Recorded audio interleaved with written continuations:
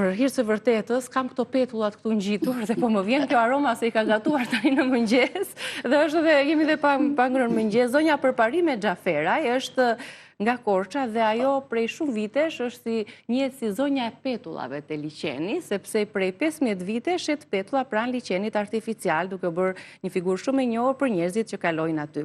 Ajo më parë ka punuar si qëndistare, apo jo? Dhe është nënë e 2 fëmijëve, një djali 33 dhe një vajzë 32 vjeç. Është edhe gjyshe gjithashtu.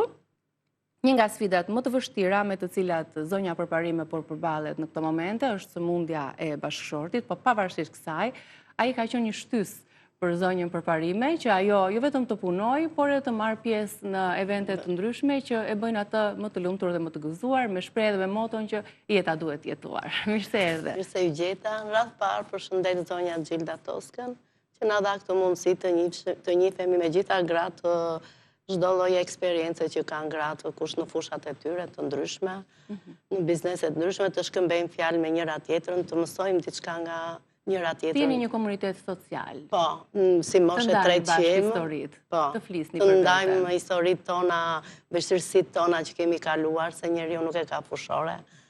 Për erë, po ka dhe malore, ka dhe vështirësitë e veta, si çdo grua, si çdo nën në jetë.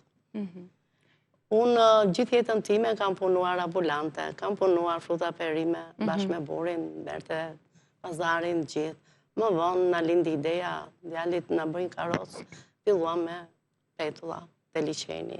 15 vjetë aty. 15 vjetë. Kush kalon ju njeh për zonjën Përparime? I kemi fituar zemrat e klientëve, jo për nga dashuria, nga respekti, nga ajo diçka që e shërbejmë me kënaqësi dhe diçka që e bëjmë shumë të shishme. Ja vlen nga ana financiare, por fakti që jeni 15 vite aty. Po, ja vlen. Diçka mundim, po çdo gjë është shumë gjemi për ne se kemi shëtitur. Me ato punë kemi dalë, kemi ikur nëpër plazhe, kemi shkuar kur ishte buri mirë, në çdo vend të botës kemi bredhur, kemi shëtitur. Ajo punë na ka dhënë fryt. Ju na thatë që pavarësisht sëmundjes së vështirë të bashkëshortit, ai vuan nga kanceri, apo jo? Nga kanceri dhe tani kanë qik ditët.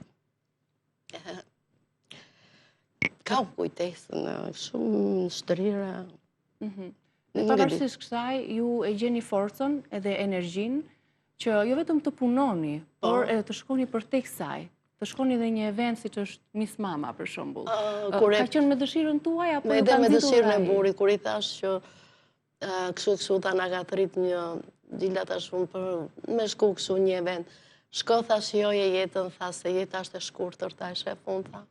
Ta shijosh, ta, sa të kesh mundësi, tha. Edhe tani kemi tritur vllajën e vet që vjen i bën mua bet që edhe unë shkojmë punë, edhe ai mos ngjilet vetëm. Mos ngjilet vetëm kur në ato orë që jam unë në punë. Ju sa orë punoni aty? Unë zakonisht unë punoj gjithë ditë, nga mëngjesi deri në 10 darkës, 11, po tani që buri s'u pa shkëputje. Që ti të ushqesh, të merresh me veten, të ndihmosh punët e shtëpisë, kush të ndihmon? Nuk ashtu veti kam bërë gjithë tani, po kam në djalin ndonjëherë më ndihmon edhe ai, kur është i lirë, kur s'është i lirë se edhe ai ka punën e vet, është kuzhinjer edhe lodhet në punën e vet. Në kushte të tjera ku familjet tona dihet se sa probleme dhe vështirësi kanë, nuk do ta mendonte dikush tjetër që mund të jetë duke na ndjekur, fjala vjen që me një bashkëshor të sëmurë nga një sëmundje e vështirë, të mund të arrijë të gjeje forcën, kurajon për të marrë pjesë edhe në një event të tillë bukurie. Po që nuk e ka aty thelbin, gjen forcën edhe ke kjo që ka vështirësi e dhimbje, pavarësisht të jep një forcë edhe një që ta kalosh të dhimbje të madhe që ke me shoqërie, me të gjitha, sikur flet diçka, e sigur e kalon, e ndan diçka, nuk e mban për vete atë sëmundjen edhe atë barën e rëndë.